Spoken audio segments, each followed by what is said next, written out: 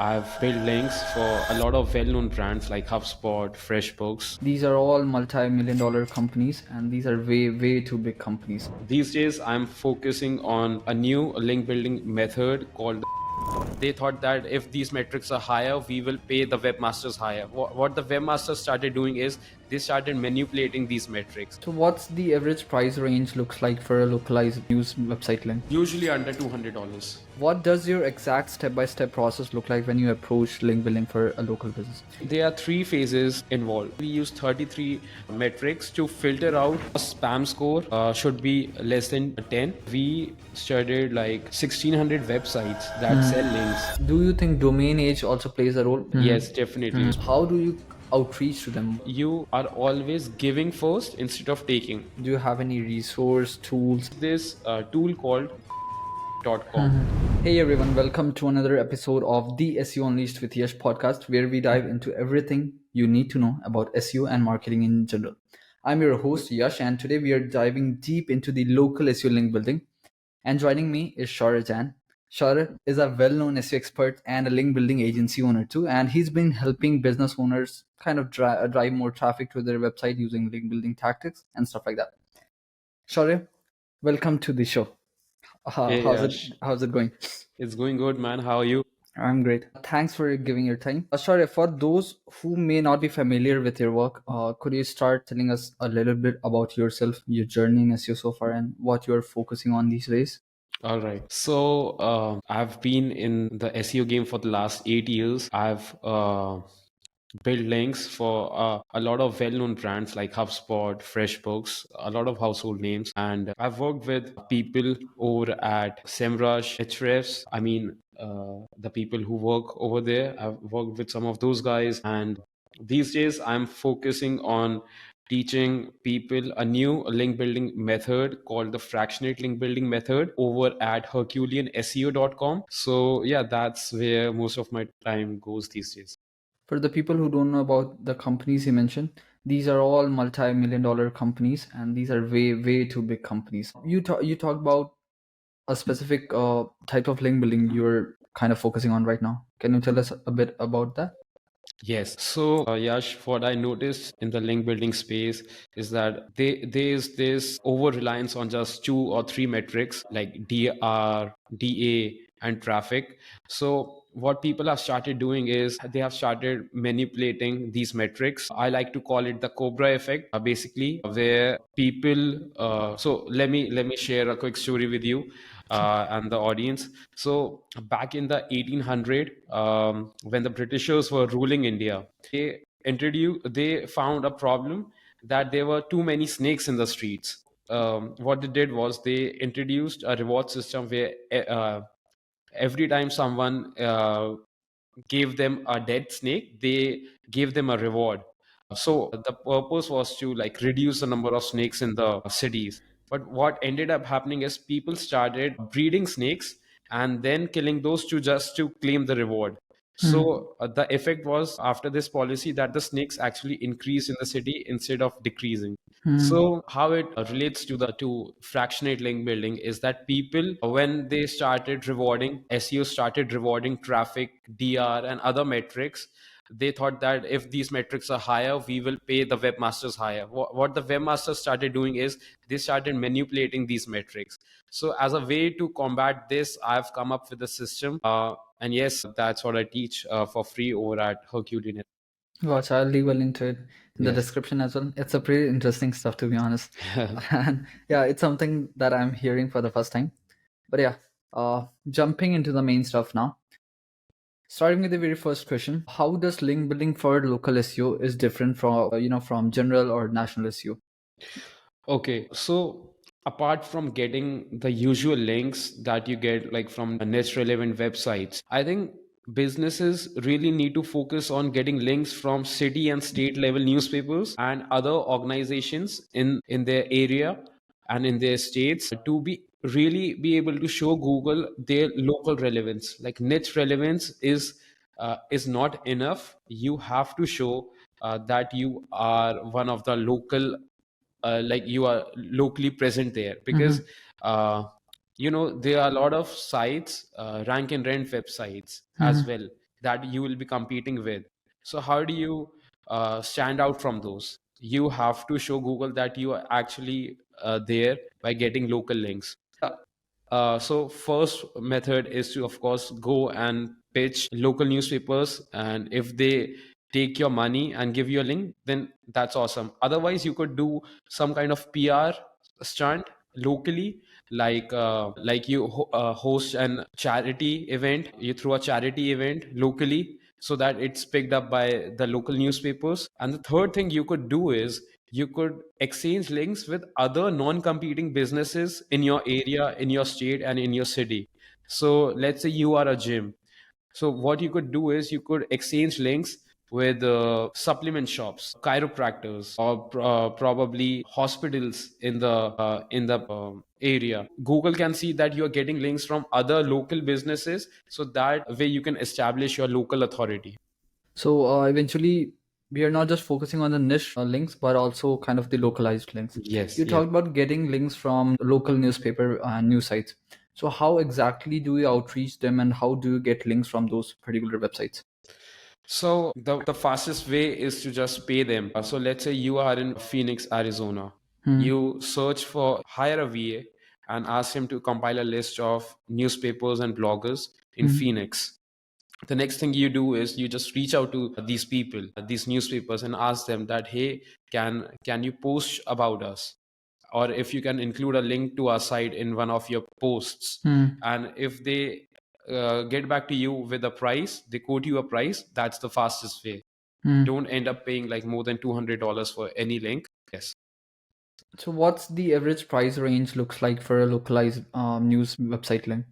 So it's usually under $200. So 200, somewhere around that. I would say 100 to Hmm. $200 is Gotcha. the Gotcha. price. Gotcha.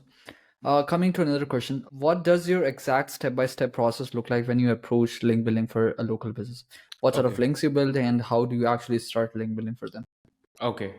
So after you have done the citations and all, when you, so I'll share the process that we do Hmm. with the fractionate method. What you do is there are three phases involved. The first one is called the audience and business clarity phase. The second one is called the fractionate filtering phase. And the third one is called the perfect placement process.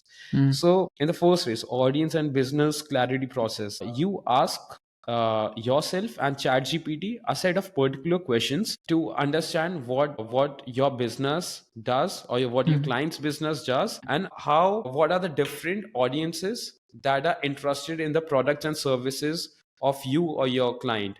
So Hmm. let's say you are doing local SEO for a gym. Hmm. So, what people usually think of while getting links for a gym business is that they hit up bodybuilding blogs to get links, they hit up fitness related blogs. Hmm. But if you first map out the different audiences interested in a gym's services, you will find that there are a lot of audiences that you didn't realize. Hmm. So there are old people that are interested in gyms, because as they age they lose their muscle mass, so those people use gyms. So you could be reaching out to blogs that have the audience of old people, elderly people. Hmm. The second audience could be people who have a wedding coming up, either Hmm. their own or their best friends, and they want to like get in shape for the wedding. So you could be reaching out to blogs around weddings. The third example would be people who are just recovering from a physical trauma. So now they Hmm. need to rehabilitate their body. So they need to start working out. So Hmm. you could start reaching out to blogs that cover like recovering from physical Hmm. trauma, that kind of stuff. And like if you see any big blog, uh, any like authority website in any niche, they just don't get links from uh, their own niche, they get links Hmm. from shoulder niches as well. So that's what Hmm. we are trying to emulate over here. Makes The sense. next step is called the fractionate filtering process. So we use 33 particular metrics and data points to filter out to like first we compile a big list of websites, and then we use 33 metrics to filter out the websites that don't match those criterias, and we just build links that match those criteria that we have mentioned. So, and the next step is the perfect placement process. In the perfect placement process, basically we focus on what kind of anchors we should be using and how Google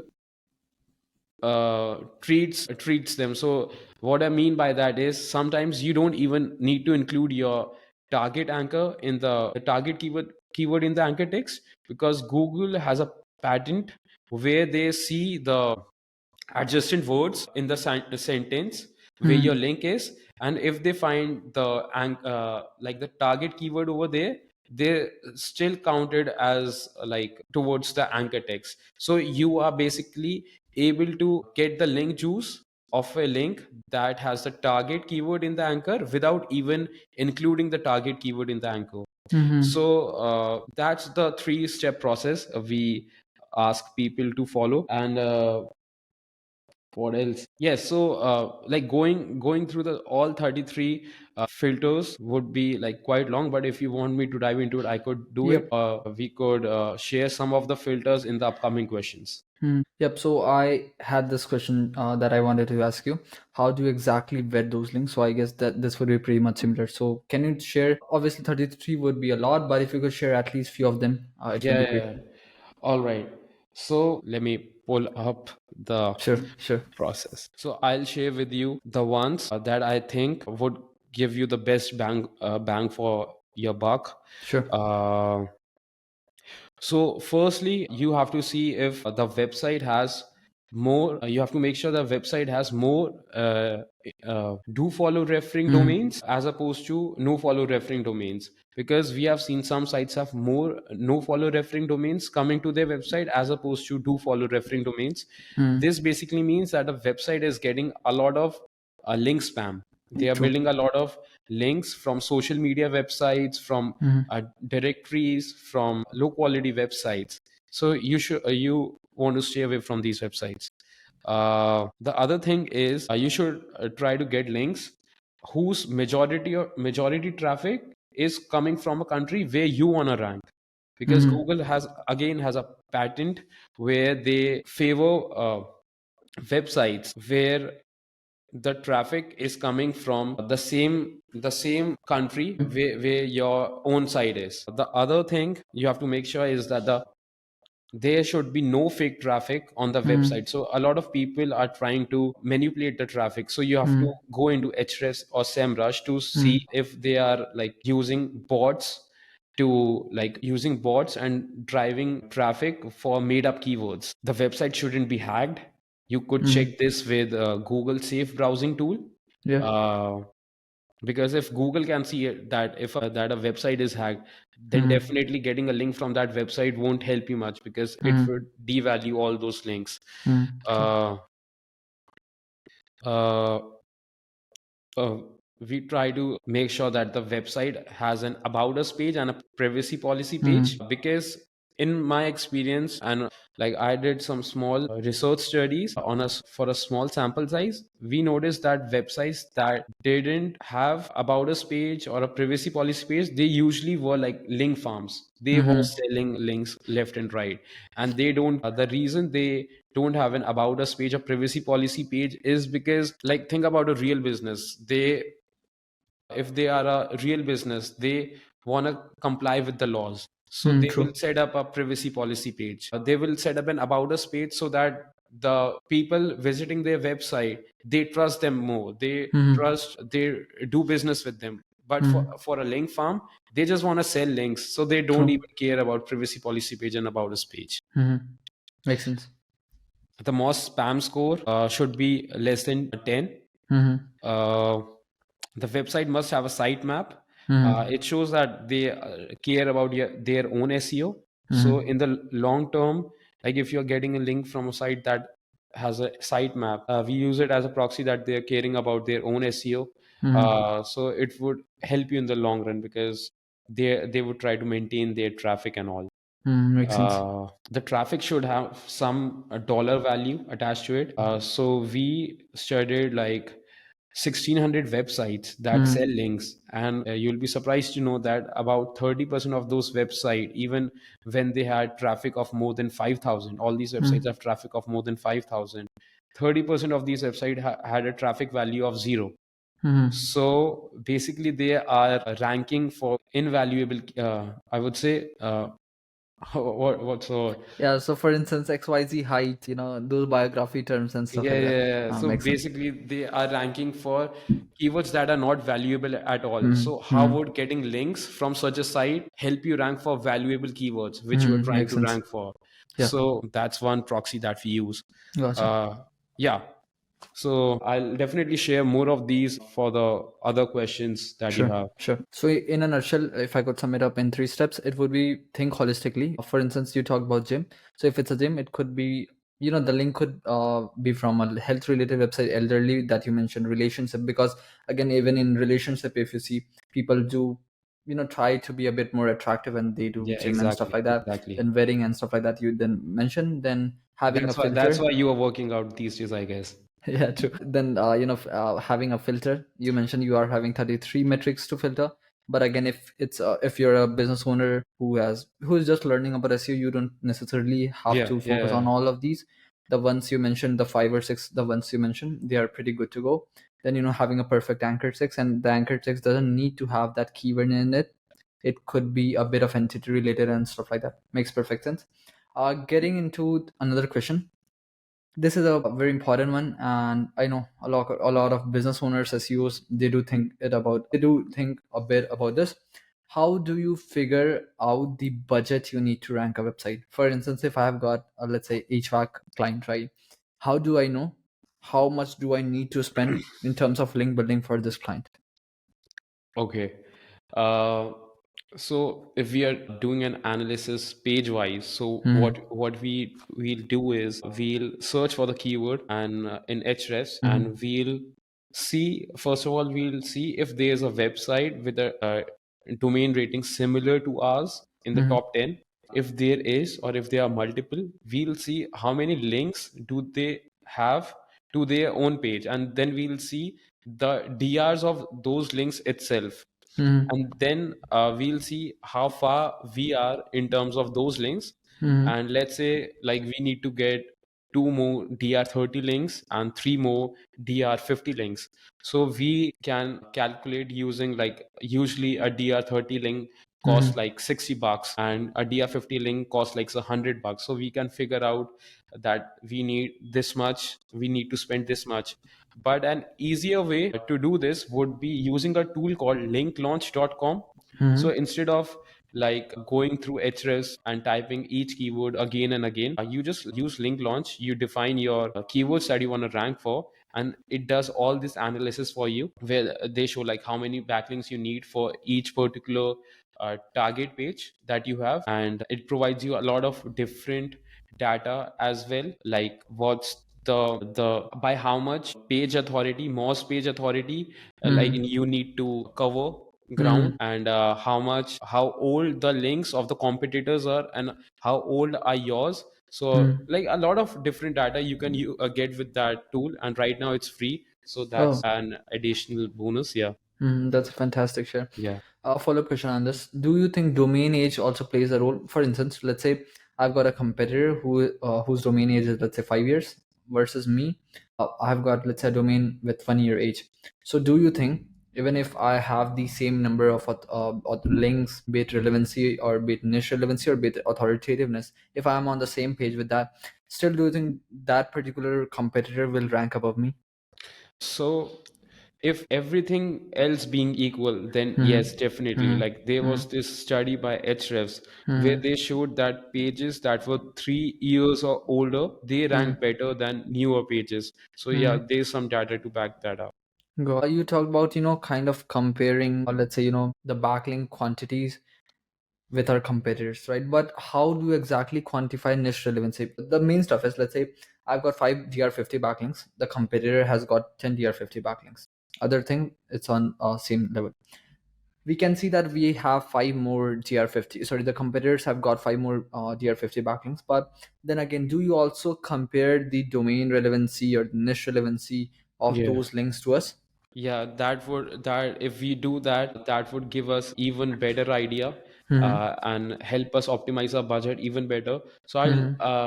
I'll share with you two ways to do this. The first and the easiest way would be to use link launch. They have a metric where they show the link relevancy as well, like how relevant your links are versus clients' links.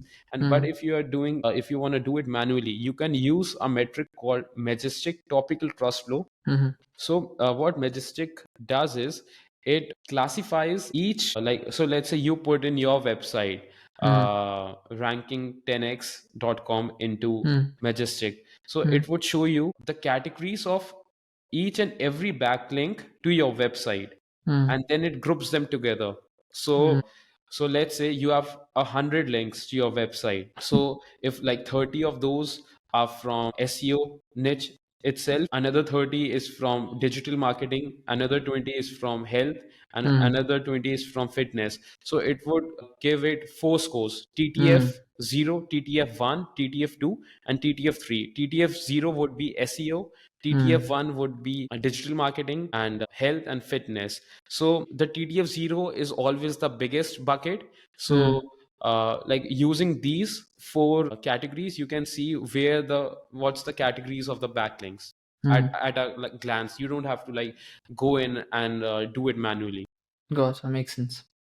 Makes perfect sense. By the way, do you ever build links directly to a Google business profile? To a Google business profile. So what we like to do is we in some of our guest posts for our clients, we do link to the location of the business.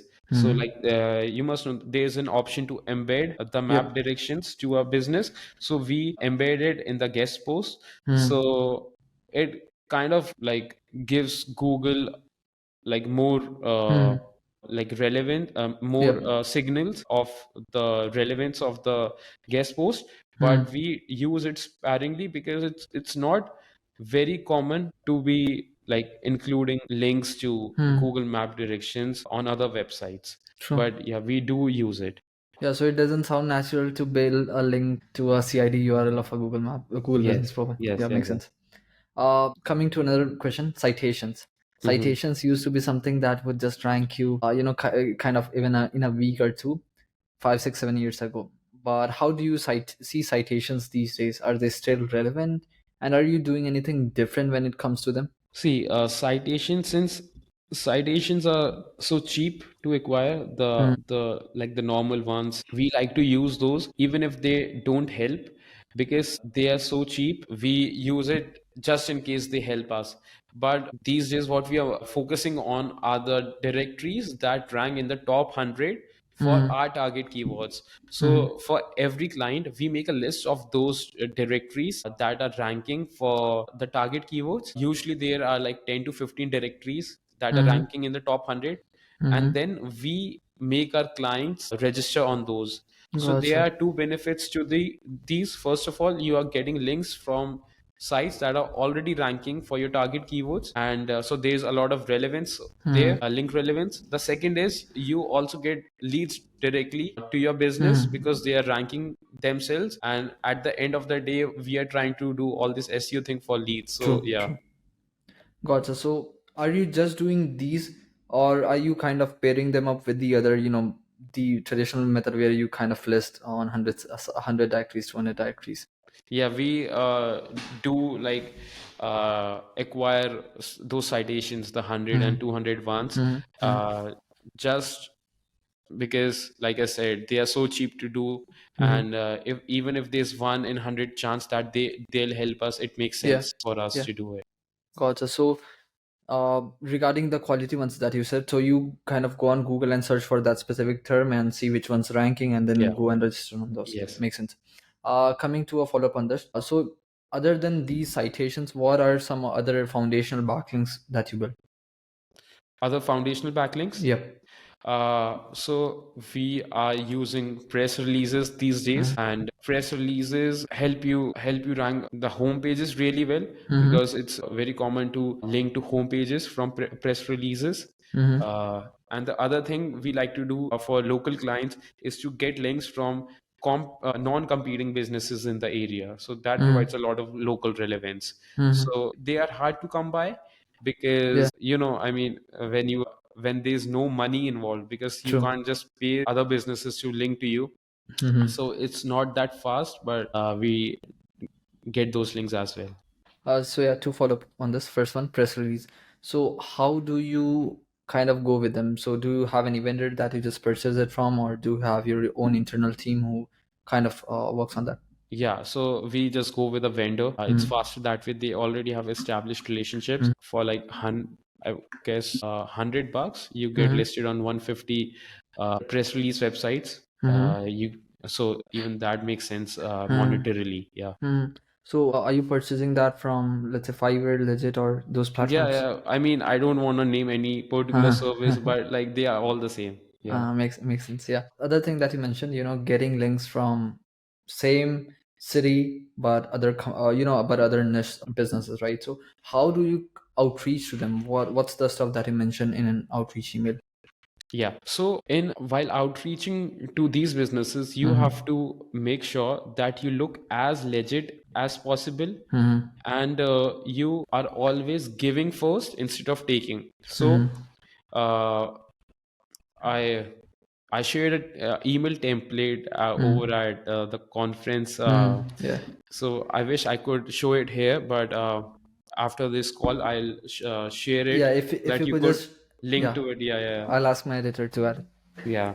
Yep. So yeah, so trustworthiness. You show that you are trustworthy by showing the recipient that you have a real business. You link to your Facebook page, you link to your Trust Radius page, a Trust Pilot page, and you tell them about any awards that you have gotten. Uh, uh, and you also mention your phone number in the signature, so that if like someone is wondering what's this is about, they could just call you up. And the other thing is, when you are pitching a link exchange thing, because to be able to get links from other businesses, you will have to give them something. You always tell them that you will give them the link first, instead of saying that, hey, can you link to us from this page to our this page.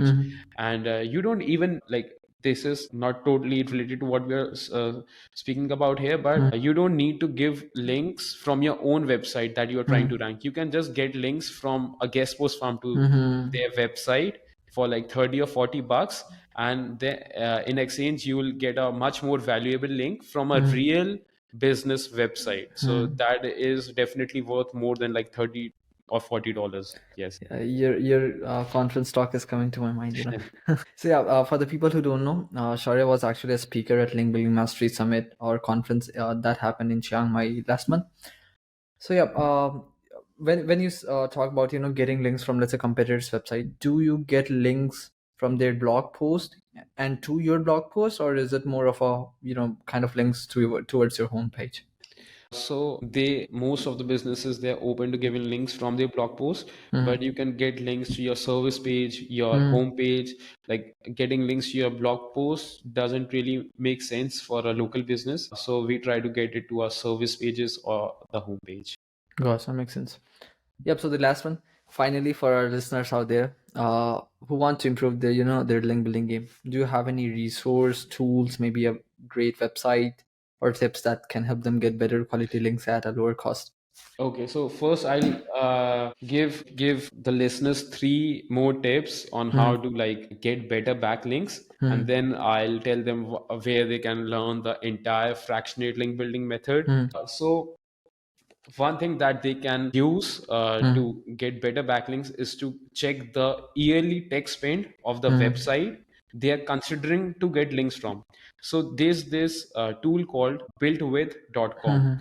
So with builtwith, you can see how much is a website spending on its own, how much is a website is spending on the tech of that website. So we did a study where we analyzed 1,000 websites for 100 websites each for 10 different keywords. 1,000 total websites. We saw that websites that spent more than $120, uh, their average position was 51, and websites that spent less than $120, their average position was 62. So there was 11 position difference. So like, of course, 51 is better than 62. So my takeaway was that if a website is spending more than $120 on their own website, they are probably also spending more on their content and backlinks. We use it as a proxy to judge if it's spending more on its own content and backlinks, and we have the data like I shared to prove it. So use build with to see if the website is spending more than $120 or not. Then the other thing that you should look for is with SEMrush, what you could look check is the bounce rate of the website. So if the bounce rate of the visitors visiting that website is more than 90%, then it probably isn't providing that great of an experience to its visitors. So getting links from such a website won't help you in the long run, because I mean, the people are not enjoying their stay over there. So in the long run, that website's gonna go down, as well as the link value. And the third thing I would say is, yeah, domain rating. So the website shouldn't have a manipulated DR, domain rating. So a lot of people just rely on the domain rating score. If it's 70, they think that's great. Let's get a link from here. But if you see the domain rating history, Ahrefs has a graph for that. And if you see hockey stick growth at any point of time, like let's say within a span of 2 weeks, it went from like 20 to 50, then the link is definitely manipulated and you should stay away from it, because you'll be basically overpaying for a link. So yeah, those are 3 tips for your audience. Just one thing here. Is there any website other than Ahrefs or SEMrush that shows the data of a website? The reason why I'm asking this is because for a lot of guys, Ahrefs and SEMrush is not a possible option because that's pretty expensive. So is there any alternative in the market that would work pretty much equally like Ahrefs? Like if you want to check, depends on what you want to check for. Like if you want to check for manipulated DR, No, the overall backlink quality, checking the keywords that they have got, the traffic source and stuff like that. overall backlink quality. So there is this website called seometricschecker.com. So it's not totally free, but it works on a credit system. You could just give them $5 and you will get 1,000 credits. And with those 1,000 credits, you can analyze 1,000 backlinks. Gotcha. So yeah, so from there you can get the domain rating, the SEMrush ratings, the SEMrush data, the Majestic data. So that's one alternative if you don't have the money to buy like SEMrush and Moz or Majestic and Gotcha. Ahrefs. Incredible. Yep, you were talking about the last point of yours. Could you please proceed with that? So yeah, so those were my 3 tips. But if you want to improve your link, take your link building to the next level and build links even in a even more data-driven way and be able to rank more predictably, you can head over to herculeanseo.com. I've put up a 2-hour free masterclass for you guys. So yeah, just enjoy it. And yeah, if you have any questions, you can reach out to me via email. Sure. Shaurya, this has been an incredible, insightful conversation. Thank you for breaking down the nitty-gritty of it. Before we wrap up, where can our listeners contact you, or maybe if they're having any question, where they can reach out to you? So you could reach out to me at I'll let you know the email address. You can put it over in the description. And I started a YouTube channel called Shaurya Jain SEO. Very creative name, as you can see. So yeah, you can put it in the description as well. Sure thing. I'll do that. Yeah, thanks again, Shaurya. And to our listeners, don't forget to subscribe to the channel itself and Shaurya's channel as well. I'll put the link in the description. Do you have anything else to say before we kind of end this one? No, man. I mean, just it's great talking to you and catching up with you again. And best of luck with everything you do. Sure thing. Thank you. And yeah, that was all, guys. I'll see you next time. Till then, bye bye. Have a great day.